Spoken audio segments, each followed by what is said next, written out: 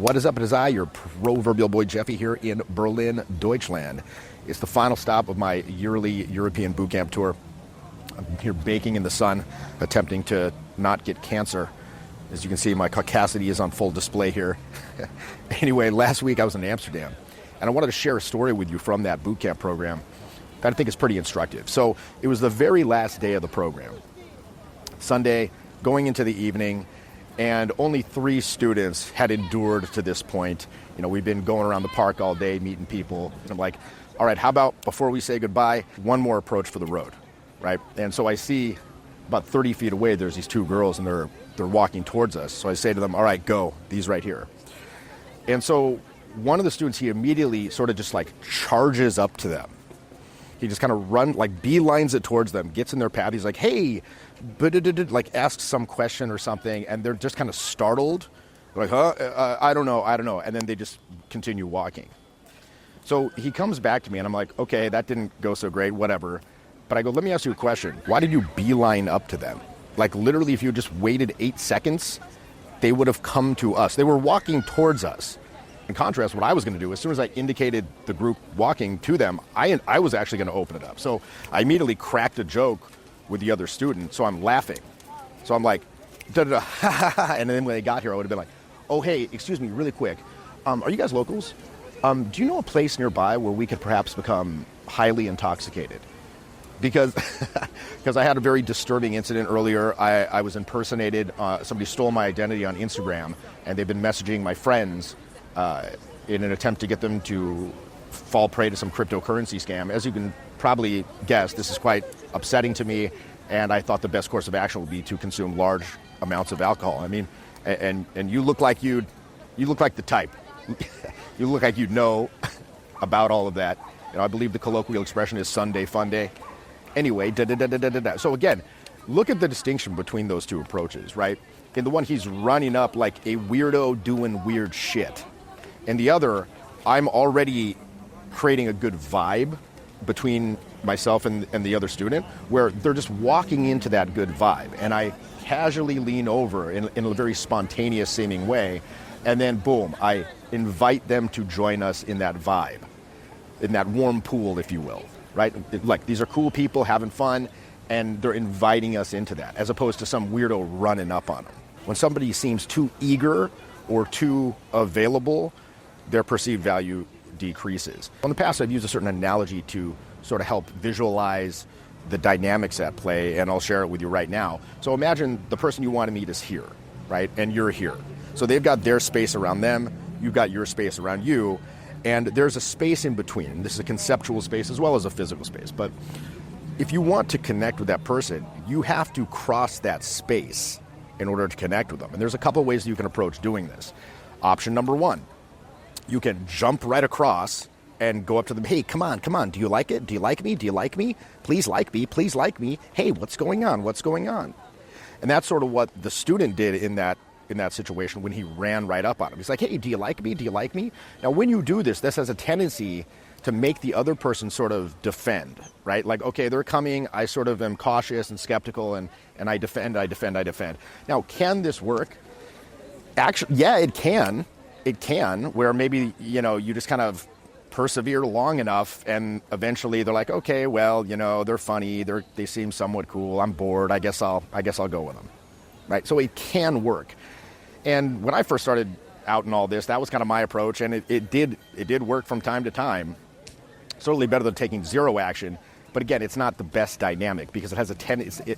It's needy, and there is perhaps no more unattractive quality than neediness. So it has a tendency to get rejected. It's this competitive energy. Like, if it doesn't work, I'm a loser, et cetera, et cetera.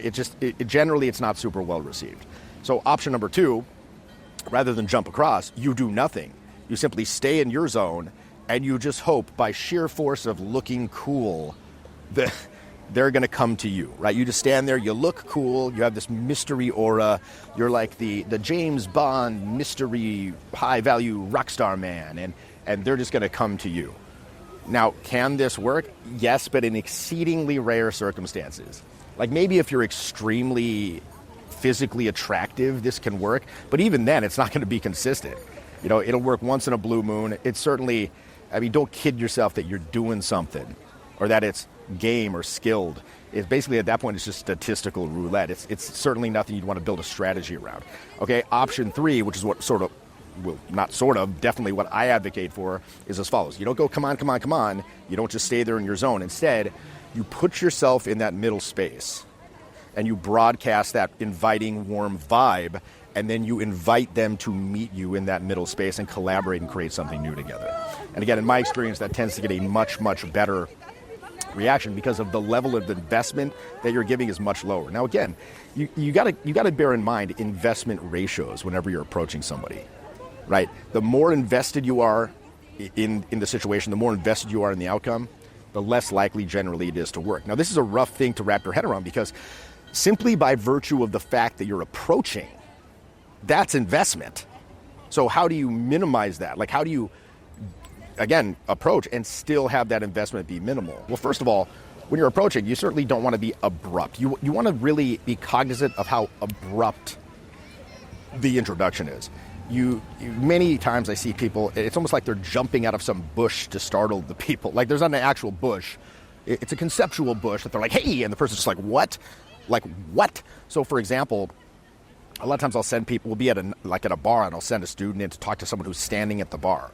And rather than just go up next to them and then casually be like, hey, blah, blah, blah, blah, blah, they'll literally run up behind and be like, hey, like over their shoulder, like, hey, what's up? And the person's like, what? And they don't even have time to process the fact that they're being addressed, or even they can't even understand the sentence that's being said to them because they're just rushing it out so much, so quickly. And I think that what's going on there, a lot of times the student is just trying to get it over with, right? He just wants to wallpaper over the anxieties. If I just run up there and I just say it as quickly as possible, I don't have to feel the anxiety as much. But again, unfortunately, that has the side effect of basically making it fail. And so then the cycle is perpetuated, more anxiety, et cetera, et cetera. So when you do introduce yourself, you want to have this elaborately relaxed body language. You want to let it breathe, have pauses be there. So for example, if that person's at the bar, my classic bar opener, I'll go up next to them, I'll be like, I'll go up next to them, and I won't just immediately start talking to them. I'll stand there for a couple seconds maybe, and then I'll kind of pretend to notice them, almost like acting. I'll be like, oh, hey, excuse me, which one of these beers do you think will make me cooler? Or like tougher, like make my beard grow faster. I'm trying to be more masculine. I saw it on the Super Bowl with Travis Kelce, Taylor Swift. Anyway, hey, I'm Jeff, and then go into it from there.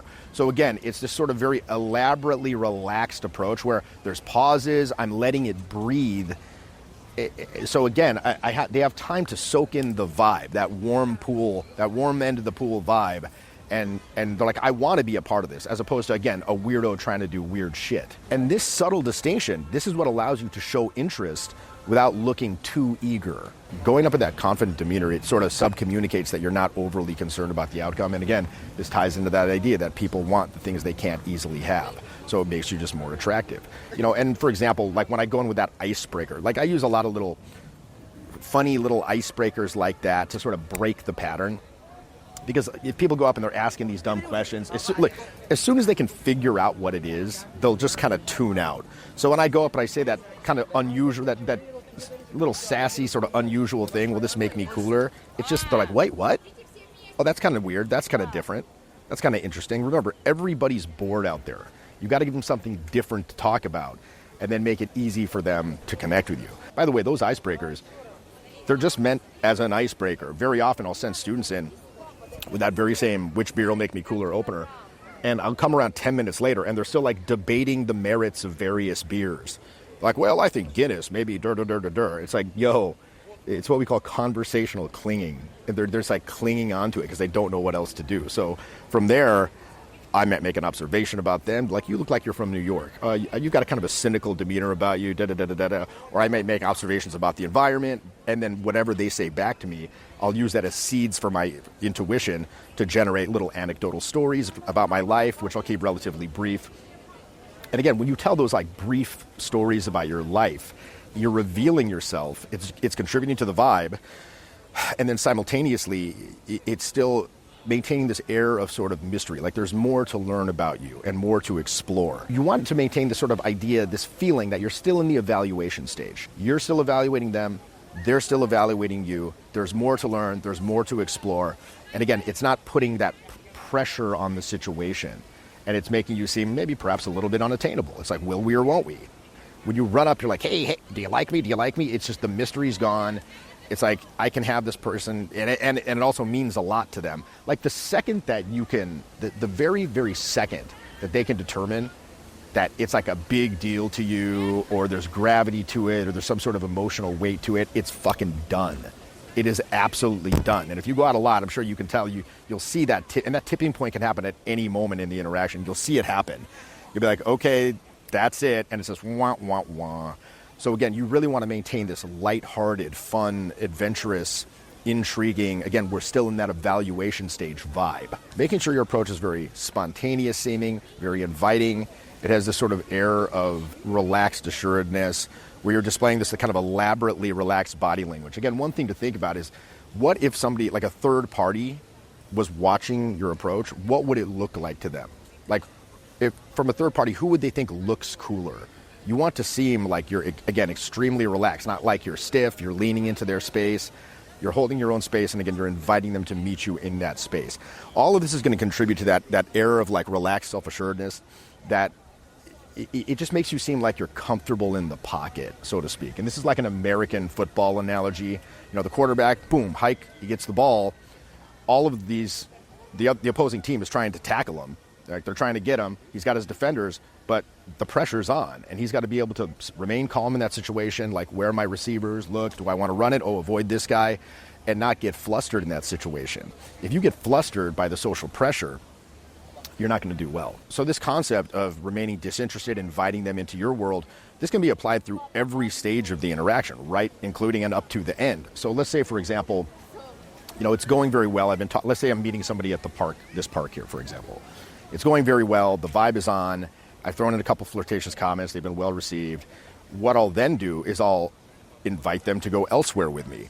And the way that I'm going to do that, again, very, very casual, in the same way that we've been talking about all throughout this. So at some point in the conversation, I will mention that we're going to the karaoke later. That's usually how I roll. I'll be like, oh, by the way, yeah, we're thinking about doing karaoke later. Have you ever been to the Mint Karaoke Lounge? It's a fabulous gay bar. Yeah, I believe it's the best karaoke bar in America, but that's neither here nor there. Anyway, yeah, da-da-da-da-da-da-da. And then again, change the subject, get off of it. And then later on down the line, when I decide maybe it's time to invite them along, I'll be like, well, I think it's almost karaoke time. By the way, you're more than welcome to accompany us if you're so inclined. We'd love to have you. Should be a ball and a hell of a time. You're officially invited. Shall we? And at that point, if it's been going well, they're like, okay, let's go. Boom. Done deal. So yeah, I just wanted to share this little tidbit with you, because when I brought this up to that student in Amsterdam, you know, like, why did you run up to them, make a beeline towards those people when they were coming towards us and you could have just invited them into our world rather than going into theirs? When I brought that up to him, it was kind of an epiphany for him, where he was like, oh shit. And I said, I want you to like retroactively apply that same line of thinking to every interaction that you've had this entire weekend. And then furthermore, apply it going forward to every interaction that you're going to have from now on. And that little shift, it's small, but it's extremely powerful. It's like the king's way versus a peasant begging for love, right? And if you apply it in your life, you're going to see a lot of positive dividends as well. So like I said, this is the last stop on my European tour. I'm not going to be back until next summer. However, between now and then, I'm going to be running boot camps all through the United States. And look, this is one of those things that if you really want to get this handled, I know that's such a cliche, but again, it's one thing to watch these fucking videos. It's one thing to theorize about this stuff, like this interesting intellectual exercises. It's quite another to actually play the game. And you might think that you've been playing the game, but most people are not. Most people are out there to practice, right? And then when you see myself, my assistant coaches, in the field, you're like, oh shit, no, these guys are actually playing the game. And it's a real mind blower. And I think for a lot of people, they report that at the end of the program, they're like, why the fuck didn't I do this earlier? Right? I'm sure you've had an experience like that, like not with the boot camp, but something else where, you know, maybe you knew you should do it. You put it off for a long time because maybe it seemed like it was this kind of monumental thing. It was going to be hard to do. You couldn't find the time, whatever, and then you finally got around to doing it for whatever reason. And then after, you're like, dude, why the fuck didn't I do that 5 years ago? Like, it was way easier than I thought it was going to be. And now my life is like so dramatically improved in pretty much every way. Like, you kind of beat yourself up. Like, I literally should have, for the wasted years that you could have been having this vastly improved quality of life. And again, that's what this is going to be for you. If you actually come to the program, you'll be like, damn, why didn't I do this earlier? But it doesn't matter. You start where you're at. You're at where you're at. The past is the past. Past is an ash, gone like spent cash. Now is the time. So again, link for bootcamp in the description. Join me if you want to actually get this shit handled. And by the way, I'm also running an 8-week mentoring program. You can learn this stuff from home. If you can't make it to a bootcamp, obviously it's not the same as getting out there and in the actual real world, but there are certain elements of charisma and communication that can be exercised from home.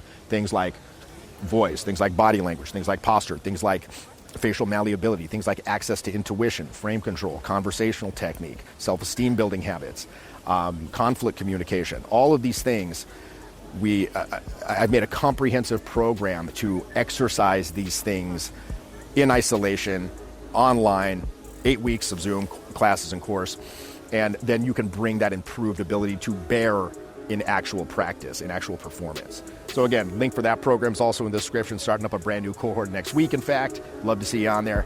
Anyway, this has been your boy Jeffy from Berlin saying, Auf Wiedersehen, tschüssi. Coming into the program, there were like 3 areas I was trying to focus on. There was leading in relationships, being able to handle conflict, and being able to show intent. Taking the time and going through the program, the exercises, it's like, even at the most basic level, I'm not actually doing what I think I'm doing. And then coming up with a clear plan to exercise it has been really helpful. Conflict management was a huge point for me, and then continue to build leadership too. During this program, I got promoted in my job as well. If you asked me 8 weeks ago, do you want to public speak at work? I would have been like, absolutely not. Like, how can I do my best to avoid it?